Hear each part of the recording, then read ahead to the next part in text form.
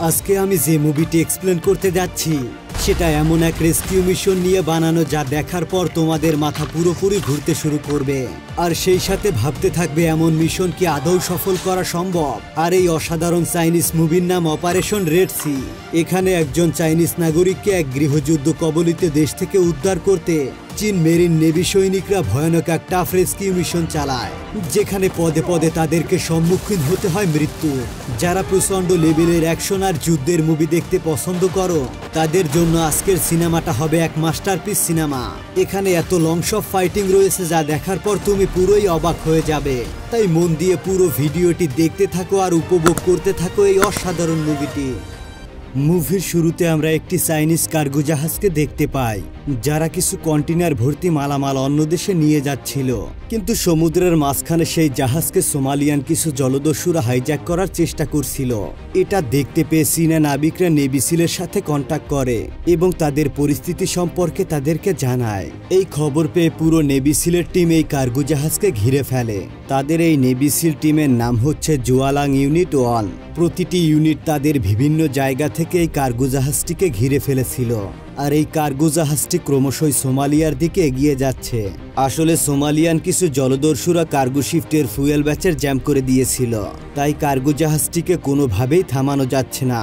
তাদেরকে chief admiral জানায় Chinese cargo শিফটটা অনেক স্পিডে চলার কারণে আর কিছুক্ষণের মধ্যেই সোমালিয়ান এলাকায় ঢুকে পড়বে। অ্যাডমিরাল তাদেরকে আরও জানায় তোমাদের হাতে মাত্র 10 মিনিট সময় রয়েছে, এর মধ্যেই তোমাদের কি করা উচিত তা তোমরা নিজেরাই বুঝে নাও। জুয়েলাং টিমের কিছু সদস্য হেলিকপ্টারে করে এই জাহাজটিকে লক্ষ্য রাখছিল আর তাদের মধ্যে এক ভয়ানক স্নাইপারের নাম হচ্ছে এক্সো উপর থেকে জলদস্যুর উপর এমনভাবে খেয়াল রাখছিল যাতে এই জলদস্যুরা কোনোভাবেই তাদেরকে ফায়ার করতে না পারে। কিন্তু এখানে একটি সমস্যা ছিল। একে তো এই কার্গো শিপটা অনেক স্পিডে সোমালিয়ার দিকে এগিয়ে যাচ্ছে আর তার সাথে সাথে বাতাসের গতি ছিল অনেক বেশি, তাই এক্সো কোনোভাবেই তার টার্গেট ফিক্স করতে পারছে না।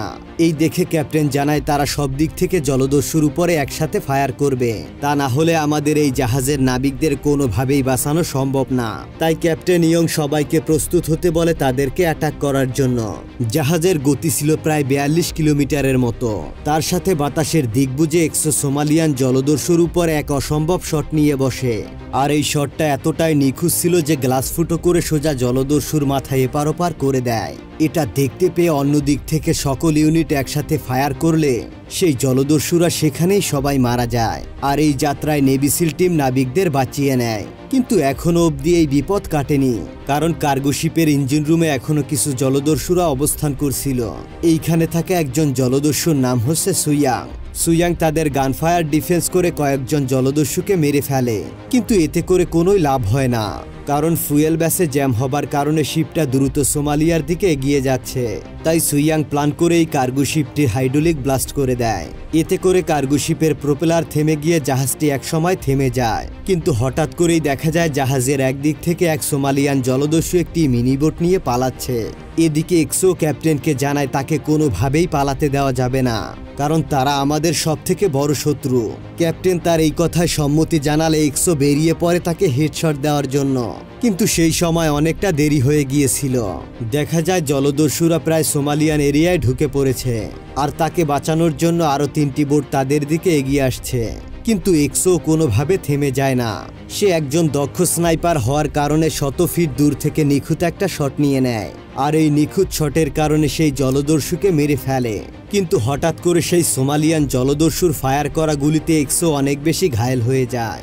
এই খবর ক্যাপ্টেন সহ জিয়ালাং টিম জানার পরে এক্সোকে নিয়ে অনেক বেশি উদ্বিগ্ন হয়ে যায়। কিন্তু কিছুক্ষণ পর ক্যাপ্টেন এসে তাদেরকে জানায় এক্সো এখন বিপদমুক্ত আর কিছুদিনের মধ্যে সে পরিপূর্ণ সুস্থ হয়ে যাবে। কিন্তু এরই সাথে ক্যাপ্টেন তার টিমকে জানায় এক্সোর এই গুলিটা লেগেছিল হ্যান্ড পাইনাল নার্ভে, তাই এক্সো এই কারণে আর কোনোদিন স্বাভাবিকভাবে চলাফেরা করতে পারবে না। এরপর দৃশ্য পরিবর্তন হলে আমরা একজন চাইনিজ জার্নালিস্টকে দেখতে পাই যার নাম হচ্ছে জিওনাং, যারা বর্তমানে ইউআর নামক একটি দেশে অবস্থান করছিল। জিওনাং তার অ্যাসিস্ট্যান্ট আবুর সাথে একটি বিষয় নিয়ে কথা বলছিল, যেটা হচ্ছে ডক্টর ইউলিয়ান নামক এই ব্যক্তি ইউলিকোকেন নামক এক ম্যাটেরিয়াল নিয়ে বিশাল এক পারমাণবিক বোমা বানানোর চেষ্টা করছে, তাই তাদেরকে যেভাবেই হোক আটকাতে হবে। আর এই দেশকে বাঁচানোর জন্য জিওলাং তার এক এডিটরের কাছে চলে যায় আর এই বিষয় নিয়ে সে একটি নিউজে খবর পাবলিশ করতে চায়, কিন্তু এডিটর তাকে সাফ জানিয়ে দেয় আমাদের পেছনে টেররিস্টরা এখনো পড়ে আছে, তাই কোনোভাবেই এই নিউজ পাবলিশ করে আরো বিপদে পড়া ঠিক হবে না। তাই এডিটর জিওনাংকে সোজা নিষেধ করে দেয় এই বিষয়ে কথা না বলতে। জিওনাং সেখান থেকে বেরিয়ে গাড়িতে উঠতে গেলেই হঠাৎ করে গাড়িটা ব্লাস্ট হয়ে যায়, অর্থাৎ জিওনাংও বুঝতে পারে তার জীবন এখন আশঙ্কায় রয়েছে। এরপর সেখান থেকে ঘটনা চলে যায় 7 দিন পর। চাইনিজ যেইখানে বলা হয়েছিল ইউআর নামক সেই দেশে এখন পর্যন্ত গৃহযুদ্ধ চলছে, আর বিদ্রোহ জাকা নামক এক সংগঠন এই যুদ্ধকে আরো উস্কিয়ে দিচ্ছে। তারা এটা জানে না যে সেই দেশে গৃহযুদ্ধ চলাকালীন আমাদের কিছু চাইনিজ নাগরিক সেই দেশে আটকা পড়েছে, আর ইতিমধ্যে সেই জায়গার লোকেরা আমাদের কয়েকজন চাইনিজ সিটিজেনকেও মেরে ফেলেছে এবং বাকিদের উপরেও নির্মম হত্যাকাণ্ড চালাচ্ছে। তাই সেখানে বর্তমানে আটকা পড়া 130 জন চাইনিজ সিটিজেন এখন পর্যন্ত বেঁচে রয়েছে। চিফ অ্যাডমিরাল এই কথা জানার পরে এই মিশনের দায়িত্ব দিয়ে দেওয়া হয় জিওলাং টিমের উপর। তাদের কাজ হবে সেই দেশের গৃহযুদ্ধকে উস্কানো নয়, বরং তাদের কাছ থেকে 130 জন সিটিজেন নাগরিককে রেস্কিউ করা। এই খবর শুনতে পেয়ে তারা মিশনের জন্য সকল প্রকার প্রস্তুতি নিতে থাকে, মানে তারা সকল অস্ত্রশস্ত্র এবং সকল সরঞ্জাম ঘোষাতে থাকে। ক্যাপ্টেন তাদেরকে জানায় যুদ্ধের সময় তাদের অতিরিক্ত এমও ম্যাগাজিন থাকবে না, তাই আমাদেরকে সাবধানে সকল কাজ করতে হবে। হঠাৎই সেইখানে একটি হেলিকপ্টার আসে। আসলে জিওলাং টিমের দক্ষ স্নাইপার 100 আহত থাকার কারণে চিফ অ্যাডমিরাল আর একজন কুখ্যাত স্নাইপারকে আহ্বান করেছেন তাদের টিমে কাজ করার জন্য, আর এই বিধ্বংসী স্নাইপারের নাম হচ্ছে ভূষাণ। ভূষাণও একজন ভয়ানক দক্ষ স্নাইপার, সে সবসময় রাফ শুটিং করতে ভালোবাসে। অন্যদিকে ডক্টর ইয়োলাংকে দেখানো হয় যে কিনা ইয়েলো কোকেন নিয়ে একটি লোকের সাথে কথা বলছিল। ডক্টর ইয়োলাং বলছিল আমাদের অ্যাসেম্বল করা সেই ইয়েলো 1 সপ্তাহের মধ্যে ভোটে এসে যাওয়ার কথা ছিল, আর সেই অ্যাসেম্বল যদি কোনো সমস্যা হয় তাহলে তার সাথে শুধু আমি একাই বিপদে পড়ব না, এর সাথে তোমরা সকলেই বিপদে পড়বে। এই কথা বলে তার কাছে থাকা একটি পেনড্রাইভ তার লকেটের ভেতরে লুকিয়ে রাখে। আসলে এই পেনড্রাইভে ইয়েলো কোকেন ম্যাটেরিয়াল দিয়ে কিভাবে পারমাণবিক বোমা তৈরি করা যায় তার সকল সিক্রেট ফর্মুলা লুকানো ছিল। এই খবর জানার পর জিওনাং এবং তার অ্যাসিস্ট্যান্ট আবুকে নিয়ে একটি গোপন মিশনে বেরিয়ে পড়ে। অন্যদিকে চাইনিজ অ্যাম্বাসিডর এই দেশ ত্যাগ করার প্রস্তুতি নিচ্ছিল, তাই সেখানে চিফ অ্যাডমিরাল জানতে পারে 130 জন চাইনিজ সিটিজেনদেরকেও নিয়ে যেতে হবে। তাই তারা পৌঁছে যায় ইউআর নামক সেই দেশের পোর্টে। তাদের চাইনিজ শিপ দেখে সিটিজেনরা অনেক বেশি খুশি হয়ে যায়। এরপর তারা একে একে শিপে উঠতে থাকে। অন্যদিকে চাইনিজ অ্যাম্বাসিডর শুনতে পারে তাদেরকে উদ্ধার করার জন্য ইতিমধ্যে শিপ চলে এসেছে, তাই তারা সেখান থেকে গাড়ি নিয়ে বোর্ডের দিকে যেতে শুরু করে, কিন্তু সেখানেই ঘটে যায় এক মহাবিপদ। অন্যদিকে জাকা বিদ্রোহীর লোকেরা এই খবর জানতে পেরে যায় এবং তাদের রাস্তা আটকানোর জন্য সেই চাইনিজ অ্যাম্বাসিডরের গাড়ির দিকে লাগাতার মিসাইল লঞ্চ করতে থাকে। পরিস্থিতি খারাপ হওয়ার কারণে সেইখানে থাকা চাইনিজ পুলিশরা তাদেরকে সুরক্ষিতভাবে একটি অ্যাপার্টমেন্টে ঢুকিয়ে দেয়। অন্যদিকে চিফ কমান্ডোর কাছে এই খবর এসে পৌঁছে যায়। সে সঙ্গে সঙ্গে অ্যাম্বাসিডারকে রক্ষা করার জন্য জিওলাং টিমকে পাঠিয়ে দেয় সেই যুদ্ধক্ষেত্রে। জিওলাং টিমে রয়েছে মোট 8 জন এলিট সোলজার। এই নেভি সোলজারদেরকে এমনভাবে প্রস্তুত করা হয়েছিল যে তারা যে কোনো যুদ্ধ চলাকালীন সময় নিজেদেরকে রক্ষা করে যুদ্ধ চালিয়ে যেতে পারত। তারা অনেকগুলো ইউনিট নিয়ে বেরিয়ে পড়ে বিদ্রোহীদের এলাকায় চাইনিজ অ্যাম্বাসিডারকে রেস্কিউ করার জন্য। অন্যদিকে দেখা যায় জাকার লোকেরা ডক্টর উইলিয়াম এবং যে চাইনিজ বিজ্ঞানীর উপর হামলা করেছে তারা ক্রমান্বয়ে তাদের সিকিউরিটিদের হত্যা করেছে। এই অবস্থা দেখতে পেয়ে জার্নালিস্ট জিওনাং তার হাতে থাকা একটি ইলেকট্রিক মেশিন দিয়ে তাদের উপর অ্যাটাক করে এবং কোনো মতে ডক্টর উইলিয়াম এবং বিজ্ঞানীকে নিয়ে সেখান থেকে একটি গাড়ি নিয়ে পালিয়ে যায়। কিন্তু তাদের পিছনে ছিল জাকা বিদ্রোহীরা। তারা তাদের উপর অজস্রভাবে গুলিবর্ষণ করতে শুরু করে, তাই গাড়ির কন্ট্রোল হারিয়ে তারা একটি পাহাড়ের খাদে পড়ে যায়। অন্যদিকে জিওলাং টিম পৌঁছে গিয়েছিল যুদ্ধক্ষেত্রে, কিন্তু তাদের সামনে ছিল জাকা বিদ্রোহীরা। এরপর তাদের সাথে শুরু হয়ে যায় এক ভয়ানক যুদ্ধ। ক্যাপ্টেন ইয়ংও পৌঁছে যায় সেই অ্যাম্বাসিডারের অ্যাপার্টমেন্টে। তারা সেখান থেকে কিছু জাকার লোকদেরকে মেরে চাইনিজ অ্যাম্বাসিডার এবং কিছু সাধারণ নাগরিকদেরকে রেস্কিউ করে, কিন্তু তাদের সামনে ছিল অনেক বড় সমস্যা, কারণ সাধারণ লোক এবং চাইনিজ অ্যাম্বাসিডরকে নিয়ে এই বোটে কোনোভাবে যাওয়াই সম্ভব না। এদিকে রাস্তায় রয়েছে জাকা বিদ্রোহীর লোকেরা, কিন্তু অপর পাশ থেকে তাদের স্নাইপারের সাহায্যে এবং এই দেশের কিছু সাধারণ সৈনিকদের সাহায্যে তারা অবশেষে সেখান থেকে পালিয়ে সাধারণ নাগরিকদের নিয়ে বোটে পৌঁছে যায়। অন্যদিকে জিওনাংদের গাড়ি বিবর্ষভাবে পাহাড়ের খাদে পড়ে গিয়ে তারা সকলে ভয়ানকভাবে আহত হয়ে পড়ে। কিন্তু সেইখানে জাকার লোকেরা এসে জিওনাংয়ের অ্যাসিস্ট্যান্ট আবু সহ ডক্টর উইলিয়ামকে নিয়ে সেখান থেকে পালিয়ে যায়। কিন্তু তারা চলে যাওয়ার আগে জিওনাং প্ল্যান করে তাদের গাড়িতে তার ফোনটিকে রেখে দেয়, যাতে করে তাদের লোকেশন ট্র্যাক করা যায়। তারা সেখান থেকে চলে গেলে জার্নালিস্ট জিওলাং আরেকটি ফোন দিয়ে সোজা অ্যাডমিরালের কাছে যোগাযোগ করে। এই পরিস্থিতি সম্পর্কে জানতে পেরে অ্যাডমিরাল সোজা ক্যাপ্টেন ইয়ংকে জানায়। সে তাদেরকে জানায় ডক্টর উইলিয়াম এবং চাইনিজ একজন বিজ্ঞানীকে জাকার লোকেরা কিডন্যাপ করে নিয়ে গিয়েছে, তাই তাকে যে করে হোক না কেন সেখান থেকে রেস্কিউ করতে হবে। অ্যাডমিরাল তাদেরকে এও জানায় যে এই মিশনে আমাদেরকে সাহায্য করবে এই দেশের এয়ার সাপোর্ট টিম। কিন্তু কিছুক্ষণ পর আবারও এই দেশ থেকে জানানো হয় তারা কোনোভাবেই তাদের এই মিশনে সাহায্য করতে পারবে না। ক্যাপ্টেন ইয়াংও বুঝতে পারে তাদেরকে কোনো রকম যুদ্ধ সামগ্রী ছাড়াই এই মিশন কমপ্লিট করতে হবে। এরপর ক্যাপ্টেন ইয়ং সেখান থেকে জিওনাংয়ের সাথে দেখা করে। জিওনাং তাকে সবকিছুই খুলে বলে। সে বলে ডক্টর উইলিয়াম এক বিশাল পারমাণবিক বোমা বানানোর চেষ্টা করছে, কিন্তু ক্যাপ্টেন ইয়ং জানায় আমি তোমার এই পার্সোনাল মিশনে কোনোভাবেই সাহায্য করতে পারবো না, কারণ আমি এসেছি চাইনিজ এক বিজ্ঞানীকে রেস্কিউ করার জন্য। এবং জিওনাংকে সেখান থেকে চলে যেতে বলে। কিন্তু জিওনাং ছিল একজন জেদি মেয়ে।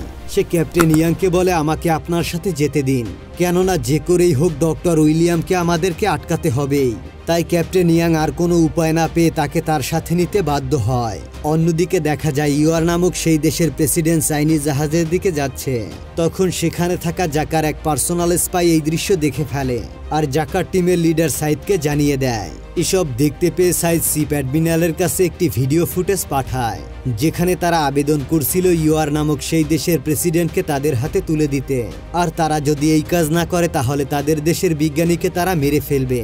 আর এর একটি বাস্তব চিত্র দেখানোর জন্য তারা জার্নালিস্ট জিওনাংয়ের অ্যাসিস্ট্যান্ট আবুর গলা কেটে একটি প্রমাণ দেয়। অন্যদিকে ক্যাপ্টেন ইয়াং চাইনিজ সিটিজেন এবং অস্ত্রবর্তী একটি ট্রাক নিয়ে একটি মরুভূমির রাস্তা দিয়ে তারা যাচ্ছিল, কিন্তু হঠাৎ করেই তাদের উপর আক্রমণ করে দেয় জাকার লোকেরা। তারা বিধ্বংসীভাবে হামলা করে ক্যাপ্টেন ইয়াংয়ের সকল যানবাহন ধ্বংস করতে থাকে। তাদের উপর হঠাৎ করেই আক্রমণ করার কারণে সবকিছু একদম বিধ্বস্ত হতে থাকে। তাদের সকল ট্রাক এবং গাড়ি নিমিষেই ধ্বংস হয়ে যায়। পরিস্থিতি সামলানোর জন্য এক সোলজার একটি ড্রোন বোম উড়িয়ে দেয় সেই মোর্টার নিক্ষেপ করার লোকেশনে।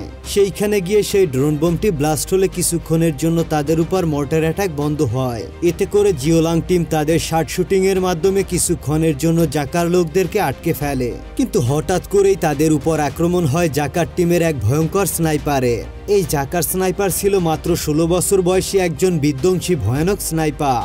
অন্যদিকে স্নাইপার ভূষণ সেই জাকা বিদ্রোহীদের মাথার খুলি এক এক করে উড়াতে থাকে, কিন্তু কোনোভাবেই সেই জাকা স্নাইপারের লোকেশন সে খুঁজে বের করতে পারছিল না। কিন্তু অন্যদিক থেকে সেই জাকা স্নাইপার ভূষণের লোকেশন বের করে তাদের লোকদের কাছে দিয়ে দেয় এবং সঙ্গে সঙ্গে সেখানে এক মারাত্মক অ্যাটাক হয়। ভূষণ কিছুক্ষণের জন্য সেখান থেকে পালিয়ে যায় আর কোনোভাবে সে মার্টাল অ্যাটাক থেকে বেঁচে যায়। কিন্তু অন্যদিকে সেই জাকা স্নাইপার বিপদে পড়ে গিয়েছে, কারণ ভূষণ তার লোকেশন ইতিমধ্যেই পেয়ে গিয়েছে। তাই জাকা স্নাইপার প্ল্যান করে একটি মিররের সাহায্যে ভূষণের চোখে একটি ফ্লাশ মারে, আর সেখান থেকে পালাতে গেলে ভূষণ এক অসাধারণ শট নিয়ে বসে সেই জাকা স্নাইপারের উপরে। সোজা সেই গুলিতে গিয়ে সেই জাকা স্নাইপারের কান উড়িয়ে দেয়। বেচারা জাকা স্নাইপার কোনোভাবে সেখান থেকে পালিয়ে যায়। অন্যদিক থেকে আবারও তারা মার্টাল অ্যাটাক করতে শুরু করে। জিওলাং টিমের এক বিশাল বোমের গাড়ি উড়ে গিয়ে সকল ম্যাগাজিন সহ মিসাইলগুলো চারদিকে ছড়িয়ে পড়ে, আর ইয়াং এই বোমগুলোকে ডিসকানেক্ট করার চেষ্টা করে, কিন্তু ইতিমধ্যে অনেক দেরি হয়ে গিয়েছে। সেই সময় এক ভয়ানক বিস্ফোরণ হয়ে তারা সকলে মাটির নিচে চাপা পড়ে যায়। তাদেরকে টেনে টেনে বের করা হয় সেই মাটির ভেতর থেকে, কিন্তু তৎক্ষণাৎ তারা দেখতে পায় জাকার লোকেরা এখান থেকে চলে গিয়েছে। অ্যাডমিরাল তাদেরকে জানায় ভেষণ নামের এক শহরে সেই বিজ্ঞানীকে আটকে রাখা হয়েছে, তাই তাদের হাতে সময় একদমই কম রয়েছে। ক্যাপ্টেন ইয়াং একটি গাড়ির ব্যবস্থা করে বেরিয়ে পড়ে সেই ভেশন নামের শহরের উদ্দেশ্যে। অন্যদিকে আমরা জাকা টিমের লিডার সাইদকে দেখি, যে কিনা একজনের সাথে কথা বলছিল। তারপরে সাইদ ডক্টর উইলিয়ামের সাথে দেখা করে। ডক্টর উইলিয়ামকে সে বলে সেই ইয়েলো কোকেন দিয়ে বোম বানানোর ফর্মুলা তাকে দিয়ে দিতে, কিন্তু ডক্টর উইলিয়াম সোজা মুখে তাকে মানা করে দেয় আর বলে আমি এই ফর্মুলার ব্যাপারে কিছুই জানি না। জিওলাং টিমও পৌঁছে গিয়েছে সেই ভেশন নামের সেই শহরে। তারা ভেতরে ঢুকে কিছু গার্ডদেরকে মেরে ফেলে আর সেখানে বন্দি থাকা সাধারণ কিছু নাগরিকদের উপলব্ধি করায় আমরা তোমাদের কোনো ক্ষতি করব না, বরং আমরা তোমাদেরকে রেস্কিউ করার জন্য এসেছি। সেখান থেকে গোপন তথ্য নিয়ে জিওনাং ইয়াংকে জানায় এখানে যারা ফরেনার সিটিজেন বন্দী রয়েছে তাদের কিছু সংখ্যক নাগরিককে মেরে তাদেরকে আটকে রাখা হয়েছে, যাতে জাকার লোকদের সকল কাজ তারা করতে পারে। এবং জিওনাং ক্যাপ্টেন ইয়াংকে এও জানায় এই ভেশন শহরে প্রায় ১৫০০ জাকার লোকেরা আশেপাশে লুকিয়ে রয়েছে এবং তাকে একটি ম্যাপ দেখায় যেখানে বিজ্ঞানীকে আটকে রাখা হয়েছিল। ক্যাপ্টেন ইয়াং এখন সিদ্ধান্ত নেয় বিজ্ঞানীকে রেস্কিউ করার জন্য, কিন্তু তাদের সামনে রয়েছে ভয়ানক সব বিপদ, কারণ তারা শুধুমাত্র ৮ জন মেরিন নেভি সোলজার আর তাদেরকে লড়তে হবে ১৫০০ জাকার লোকদের সাথে। জিওনাং বলে তাদের সাথে আর একজন হোস্টেড লোককে নিতে হবে।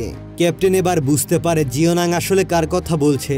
তখনই ক্যাপ্টেন বলে তোমার অ্যাসিস্ট্যান্ট আবুকে জাকার লোকেরা কিছুক্ষণ আগেই গলা কেটে হত্যা করেছে। এই কথা শুনে জিওনাং একদম পুরোপুরি ভেঙে পড়ে, কিন্তু শত কষ্ট হলেও তাদেরকে এই মিশন কমপ্লিট করতে হবে। এরপর তারা বেরিয়ে পড়ে বিজ্ঞানীকে উদ্ধার করার জন্য। তারা ভেশন শহরে সকল দিক থেকে ছড়িয়ে পড়ে, কিন্তু জাকার লোকেরা জিওলাং টিমের একজন সোলজারকে দেখে ফেলে।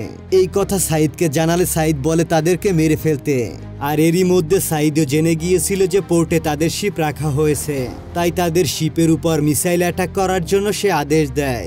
দেখা যায় পাহাড় থেকে মিসাইল লঞ্চ করা হয়েছে তাদের শিপের দিকে, কিন্তু চিফ এডমিরাল অতি সহজে সেই মিসাইলগুলোকে ডিফিউজ করে এবং জাকার লোকদের উপর পাল্টা আক্রমণ করে। নিমিষেই সেখানে মারা যায় জাকার লোকেরা। অন্যদিকে জাকার লোকেরা বিজ্ঞানীর উপর অত্যাচার করতে শুরু করে, কিন্তু সেখানে একজন জাকার লোক বুঝে ফেলে যে বিজ্ঞানীকে সরিয়ে জিওনাং তার লেবার চেঞ্জ করেছে, তাই তার উপর শুরু করে নির্মম এক অত্যাচার। কিন্তু তখনই ক্যাপ্টেন ইয়াং এসে সকল জাকার লোকদেরকে মেরে জিওনাংকে বাঁচিয়ে নেয়। অন্যদিকে সেই বিজ্ঞানীকে একটি গাড়িতে নিয়ে তারা বের হয়ে যাচ্ছিল, কিন্তু মাটিতে থাকা একটি লোহার রডের সাথে লেগে তাদের গাড়ির টায়ার পাঞ্চার হয়ে যায়। জিওনাং দেখতে পায় ডক্টর উইলিয়ামের উপরে নির্মমভাবে অত্যাচার করা হয়েছে এবং একসময় তাকে মেরে ফেলা হয়েছে। অন্যদিকে তারা যখন গাড়ি নিয়ে বের হতে যাবে তখনই সেখানে থাকা জাকার লোকেরা বুঝে ফেলে এই গাড়িতে চাইনিজরা রয়েছে, তাই সেখানে সবাই একসাথে জাকার লোকদের উপর গ্রেনেড নিক্ষেপ করে। চারদিকে শুরু হয়ে যায় এক বিশাল যুদ্ধক্ষেত্র। অন্যদিক থেকে ভূষণ তার অসাধারণ স্নাইপিং এর মাধ্যমে জাকার লোকদের মাথার খুলি উড়াতে থাকে। চারদিকে যুদ্ধের কোলাহল এবং রক্তঝরা কান্না। পরিবেশটা একদম নরকের মতো হয়ে গিয়েছিল। অন্যদিকে আমরা সেই জাকার স্নাইপারকে দেখতে পাই। তার একটা কান উড়ে গেলেও সে একদম স্পষ্ট বুঝতে পারছিল যে চাইনিজ স্নাইপাররা এখানেই রয়েছে, তাই জাকার সেই স্নাইপার ভূষণের উপর অ্যাটাক করে বসে। একটুর জন্য বেঁচে গেলেও সে অনেক আহত হয়ে পড়ে। সেখান থেকে জাকার স্নাইপার এমন একটা লোকেশন নেয় যেখান থেকে তাকে খুঁজে বের করা একদমই অসম্ভব ছিল। জাকার লোকেরা তাদের মেশিন গান, রকেট লঞ্চার এবং রাইফেল AK-47 সহ সকল অস্ত্রশস্ত্র নিয়ে জিওলাং টিমের উপর তুমুল গুলিবর্ষণ করছিল, কিন্তু জিওলাং টিমও কিছুতে কম ছিল না। তারা লড়াই করতে করতে এক সময় তাদের এমো ম্যাগাজিন ফুরিয়ে যায়, তাই সেখান থেকে একজন সোলজার একটি ট্যাঙ্কের ভেতরে উঠে পড়ে এবং ক্রমান্বয়ে জাকার লোকদের উপর মিসাইল লঞ্চ করতে শুরু করে। সেখানে বিল্ডিং, অ্যাপার্টমেন্ট সহ সবকিছুই ধ্বংস হয়ে যাচ্ছিল। অন্যদিকে জিওলাং টিমের একজন সোলজার ৪-৫ জন জাকার লোকদের সাথে প্রাণপণ লড়াই করে যাচ্ছিল, কিন্তু একসময় সে তাদের সাথে পেরে ওঠে না, তাই একজন জাকার লোক জিওলাং টিমের একজন সোলজারকে মেরে ফেলে। অন্যদিকে স্নাইপার ভূষণও সেই জাকার স্নাইপারের লোকেশন বের করতে সক্ষম হয়, কিন্তু সে এমন একটা জায়গায় বসেছিল যেখানে তাকে স্পট করা একদমই সম্ভব নয়। কিন্তু এই কথা লিডংকে জানালে ভূষণ তাকে অর্ডার দেয় সেখানে একটি ফায়ার করতে। তার কথা শুনে সে ওয়ালে একটি ফায়ার করলে ভূষণ একই জায়গা থেকে আরেকটি ফায়ার করে। এতে করে সেই বুলেটটি গিয়ে লাগে জাকার স্নাইপারের গায়ে আর সে সেখানেই মারা যায়।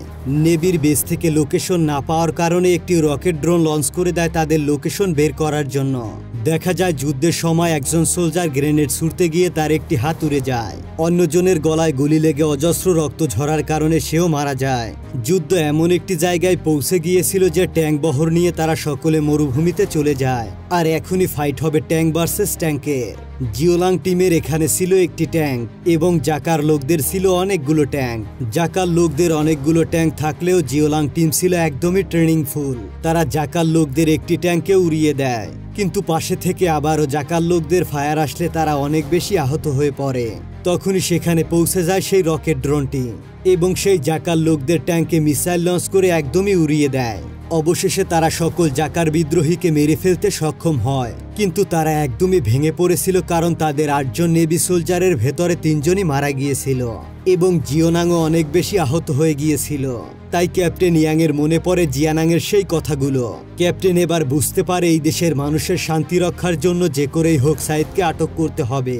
অন্যদিকে সাইদকে দেখা যায় জাকার লোকদের সাথে ইয়োলেকোকেন নিয়ে কথা বলতে, কিন্তু সাইদের সাথে কথা বলার জন্য এই দেশের সকল সৈনিকরা চলে আসে, কিন্তু জাকার সাইদকে বলে দেয় তাদের সাথে কোনো কথাই না বলতে এবং তাদের সাথে কোনো কন্টাক্টে না যেতে। তাই জাকার লোকেরা সেই সৈনিকদেরকে মেরে ফেলে। অন্যদিকে জিওলাং টিম আকাশ থেকে স্কাই ড্রাইভিং করে সোজা সাইদের বেজে অ্যাটাক করে এবং ক্যাপ্টেন ইয়াং সাইদকে হোস্টেজ বানিয়ে নেয়। হ্যারির সাথে ভেতরে গিয়ে একটি বডি বিল্ডারের সাথে সেই লেভেলের ফাইট হয়। হ্যারি তাকে কোনোভাবেই হারাতে পারছিল না, কারণ সে ছিল একজন বডি বিল্ডার, কিন্তু এক সময় অনেক কষ্ট করার পর সেই বডি বিল্ডারের ঘাড় মটকাতে সে সক্ষম হয় এবং তাকে সে সেখানেই মেরে ফেলে। কিন্তু সেই সময় হ্যারিকে আর একজন জাকার লোক এসে হোস্টেজ বানিয়ে নেয়, কিন্তু দূর থেকে এই সব বিষয় দেখছিল লিডং। এরপর সে দূর থেকে একটি অসাধারণ স্নাইপিং শট নিয়ে সোজা জাকার লোকের মাথার খুলি উড়িয়ে দেয়। এদিকে সাইদ মরার আগে জাকার লোকদেরকে বলে যায় ইউলোকোকেন ম্যাটেরিয়াল যাতে কোনোভাবেই তাদের হাতে না পড়ে, এই বলেই সে নিজের জীবন নিজেই নিয়ে নেয়।